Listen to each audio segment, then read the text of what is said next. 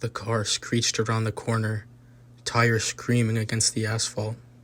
My heart was pounding, adrenaline surging through my veins as I gripped the door handle.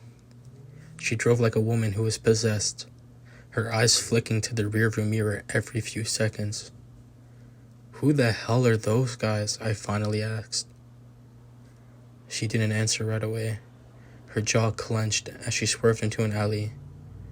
The car skidded to a stop, and she killed the engine, plunging us into silence. For a moment, all I could hear was the sound of our breathing, heavy and uneven. "They're not the kind of people you want to know," she said finally, her voice low, "and neither am I." I turned to her, studying her face in the dim light. There was a hardness there, a wall she'd built to keep the world out. But behind it, I saw something else. Fear. Real, raw fear. "Why did you bring me into this?" She hesitated, her eyes searching mine. "Because I needed someone I could trust, and for some reason, I trust you." Before I could respond, the sound of footsteps echoed through the alley. She tensed, her hand going to the glove compartment. When she pulled it open, I saw the glint of metal. "Stay here," she said, her voice firm. But I wasn't about to let her face this alone. I followed her out of the car, the cold night air biting at my skin.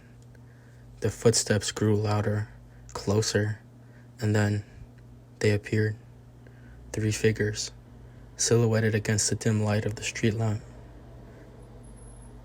She raised her weapon, her hand steady. "Don't come any closer," she warned. One of the men stepped forward, his hands raised in mock surrender. "We don't want any trouble," he said, his voice calm, almost too calm.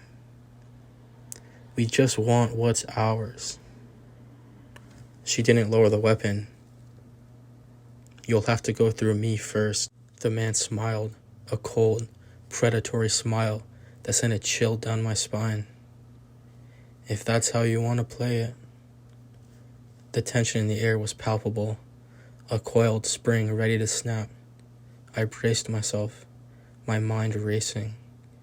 Whatever was about to happen, one thing was certain: this night was far from over.